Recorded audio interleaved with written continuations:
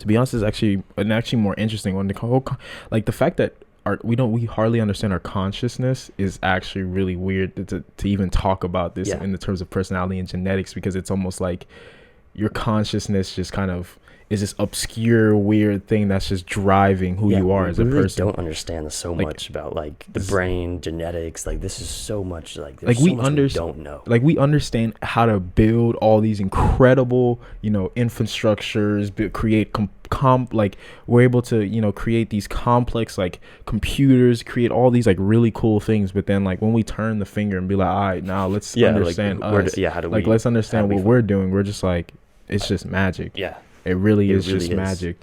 It really is just magic. But introverts and extroverts is actually a really interesting one. I want to hit on that too. Yeah. I think, and I had a long-standing misconception about what being an introvert or an extrovert I think a lot of people do actually too. means, and I think I think a lot of people don't actually know what it means. I had the idea that being an introvert means you don't like social. You don't like to socialize as much. Mhm. An extrovert being the Like opposite. You like to socialize a lot. That's not really what it is, though.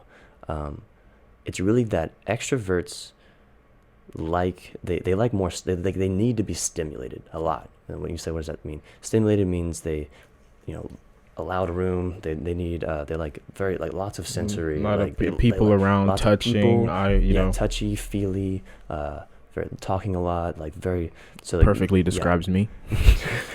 Like so they would love like a loud concert. There's people everywhere, the music is blasting, like you can you're just going around. Extroverts like hugs, they like things like that. So they like the sensory. Introverts on the other hand kind of shy away from those things more, right? Which is why when they go to social things, they're seen as less social. But really, what it is if I would say I'm a more naturally introverted person. I don't really like being in places where there's it's just everything. It's too much, right? Yeah. I don't like having so many people around me. I don't like the music being like a certain level. And so what they do is they go to a spot in the room that's less stimulating, right? And it's usually in a corner, or maybe it's upstairs or something. So they're seen as being less social, but really what it is they just want to reduce the stimulus, right? And so it's kind of a side effect, is that they come off being less social, but there's no actual difference. Like introverts and extroverts don't actually want to be like more or less social. There's no difference between them. Like we are social creatures for everybody, right?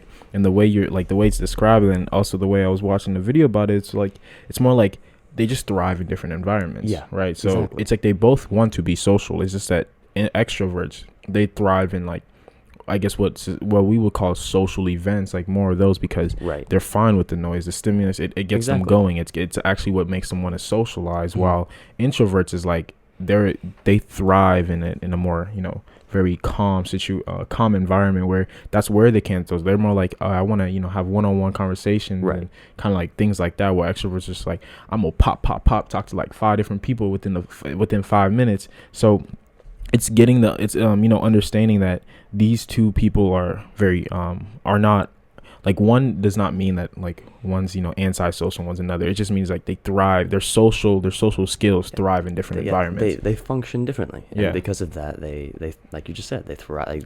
They like different environments, and that builds your and honestly, and if we're just to hit on more on how, like, I guess, and understand, quick side note, what we're saying is kind of, we're just saying what we've researched, right? And we're not saying at all we know exactly, but to talk on our own, like one-on-one, our own personal like interpretation of this. So with that environment, being introvert and extrovert, how would you say you being like an introvert like has shaped your personality? I definitely have a much larger focus in terms of my friends on I focus on a very small circle of people, right? Because I don't really want to go to something if it's like, if there's a lot of people. I don't like giving hugs. I don't know why. My personal space. I need my personal bubble. I just want to pause real quick and say, this man really does not like giving hugs. Like, I'm talking about, we'll leave a place. I'll be like, all right, y'all, goodbye. I'm hugging people, and Ben's like, all right, y'all, goodbye. He's just giving them dap, or like he's just hitting them with the, all right, I'll see you later. And I don't know why. Like I can't explain to you why. I just don't like. It's just not like it makes me very much uncomfortable when people are in like a certain bubble of space around me. And that's definitely like, and because of that, people, they think maybe, I don't like them as much, or maybe they that comes off a certain way. And I have to be very aware of that, because it shapes my social interaction, and like it shapes how I function with people.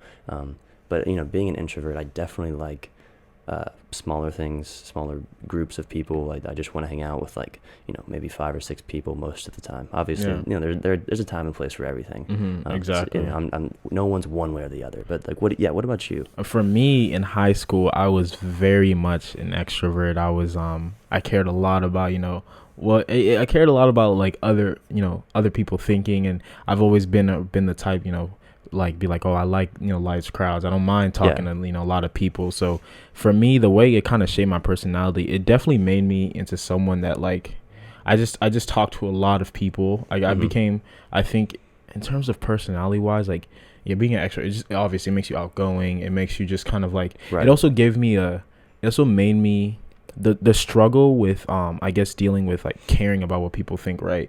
And really focusing on like, oh, since I'm always going to be out in the environment, and kind of, if you're an extrovert, I feel like a lot of extroverts actually are very socially aware, because like you think definitely. Like you're a person that's always out there and social, so you are conscious about like what you're looking like, how you are, and like things like that, right? So for me, it shaped my personality, because like once as the beginning of I would say my introvert life was like caring so much, but then once you break out of that and you continue going out and stuff, like it gave me the I don't care no more. Like you finally had to get over like because it becomes very hard to always go out if you're always like super conscious and stuff. So there's a point, and like I feel like a lot of extroverts can relate, where like you have to find that not giving it, like just don't give a F, you know what I'm saying? And so it really helped me in that personality, where now it's like I'm like, yo, I'm going to start a podcast, and I don't really care what y'all think. If you're like, why is he starting a podcast, or why is he doing this? Why, I don't care. So it helped build me on that point. And like, I do want to hit home on this concept of reciprocal determinism, right? So this is getting back to like the environment, right? And how how introverts, extroverts thrive in a different environment, right? And so always being, and like as an extrovert, always being out with people. In high school, I was always out with people that went out and stuff like that. It just kind of reinforced that personality of like, oh, I'm the type of person that I like to have fun. I want to, and like just the fact that you chose friends who were extroverted is gonna make you more extroverted, because what are they doing? They're hey, yo, I got a party on Friday. Yeah, exactly. Hey, we're going to a concert on Saturday. Exactly. You're trying to come through. Like, exactly. And so just the fact that you're being friends with them, you're actually choosing an environment that reinforces your extroversion. And for the people that don't know what I mean by reciprocal determinism, like an example would be the kind of books you read, the music you listen to, the friends you hang out with say something about your personality, because people can choose to be in a different environment, and then those environment in turn continue to like reinforce those personalities, as Ben highlighted perfectly with that example. And it's food for thought. A nice little quote that I found that was really nice, I think interesting, gets you thinking, is we're both the creators and the products of situations we surround ourselves with. That's such an that's kind of a profound quote. That is actually like a profound, like, sadly I cannot say profound thought from Armelicus Melius, because that's not mine. I'm not gonna take credit for that, but it's such a profound thought to think like literally that is what reciprocal, like we ourselves pick the people we want to hang around. We pick those, and then in turn, whereas like as highlighting, we're the creators. We are the creators. We pick the people around. We read. We're the ones that pick the books we want to read. And then, but then we're also the products of our environment. We're the products of the people we're we the pick. Products of the choices of our environment. So it's such a crazy thing, and I really think that that understanding this, it makes you, it actually makes you, it can change where you're going in terms of like life and success, like how people always talk about, you're the friends you are around, the people you are around is who you're going to become, but guess what, you're the ones that pick them, right? So then you picking them is you deciding where you want to go in life, and therefore they're just going to reinforce that you're actually heading towards that direction. The key thing there is that there's an element of control in your environment that we all possess, that we kind of, a lot of times we kind of give that control up. We kind of, we in our minds, we're like, oh, like it is what it is. Like my friends are just like that, you know, like or, you know, and obviously like you don't want to like stop hanging out with people because there's XYZ or, you know, ABC, but the point, like in a very like practical application of things like this would be like when you're studying. If you put your phone right next to where you're studying, face up, and turn your notifications on, and you're gonna see every single thing that comes through your phone as you're studying, and as a product of you choosing that environment, you're probably gonna not be as focused, less right? productive. And so the way that this is very applicable is that if you are actively being conscious of your environment and how you choose what environments you're placing yourself in, you can set yourself up for success or failure based on that. And that works on a macro level, like we just said with friends, you know, like in a generally speaking, but it also works on a micro level with that example of like studying. So it works in small amounts of time, large amounts of time. Your environment is very powerful in shaping what you do, and you have control over your environment to an extent. So beautiful note, and I'm just gonna say the quote again because we're gonna wrap up on the last 2 points we didn't get to hit, but the quote again: we're both the creators and the products of the situations we surround ourselves with. So you guys, food for thought, take that in consideration. But to quickly